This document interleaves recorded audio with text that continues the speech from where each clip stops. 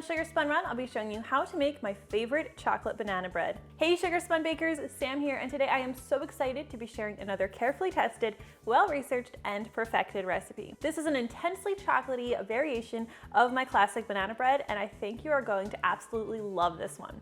To get started, go ahead and preheat your oven to 350 degrees Fahrenheit. Next, you're going to need 1.5 cups of mashed bananas. Now, the browner your bananas are, the better. These are a little bit brown and spotty. Typically, I like mine to be way more brown than this is, but this is what I have today, so this is what we're going to be working with. You need 1.5 cups or 395 grams. So I'll just put my bowl on a scale. Makes it easier to know how much banana I use without mashing it and then measuring it and going back and forth like that.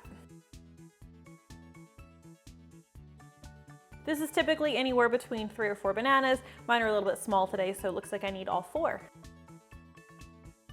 Now, I just like to use a potato masher to mash these up. If you don't have a potato masher, you can just use a fork, or even an electric mixer could work as well.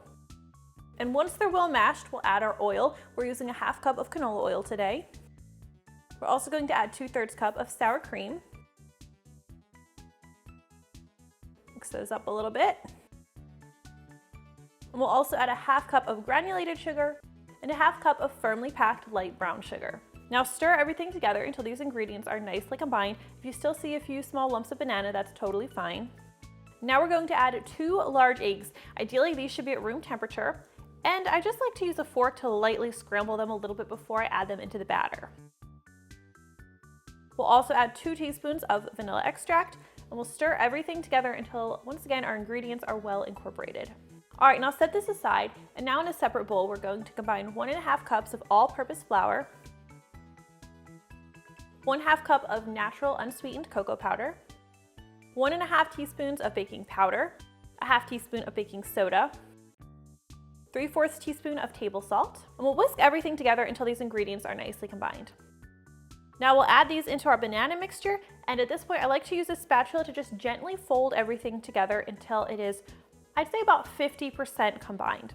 Now once everything is about 50% combined, we're going to grab our chocolate chips. You'll want to add 1.5 cups of chocolate chips into the batter, and then we'll continue stirring everything until the ingredients are completely combined. Now with banana bread, or most quick breads, you don't want to overdo it. You just want to make sure you stir until there's no flour remaining and everything is nicely incorporated. All right, this looks pretty great, so I'm going to set this aside, and now I'm going to grab my bread pan. This is a 9x5 loaf pan, and I'm just going to grease it with a little bit of baking spray. You can grease and flour the pan instead if you prefer, but I'm just using baking spray today, which you can also use. Just make sure you are using a baking spray and not a cooking spray. You'll know it's baking spray because it should say that, and it should contain flour in the ingredient list. All right, now pour your batter into your pan.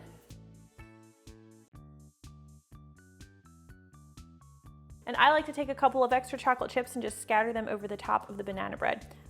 Makes it look really nice.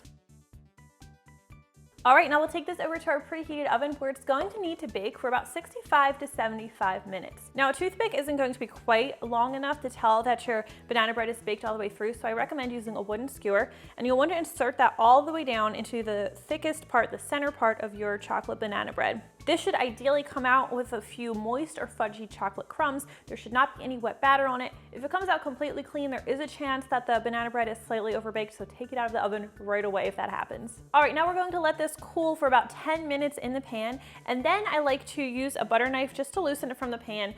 This one doesn't feel like it's stuck any, but I don't want to take any chances, so I still loosen it with a butter knife. And then, be careful because it is still hot, we're going to carefully invert it onto a cooling rack. Set that right side up again and let it cool completely, or at least let it cool a little bit more before we go ahead and dig in. All right, let's take a look at this chocolate banana bread.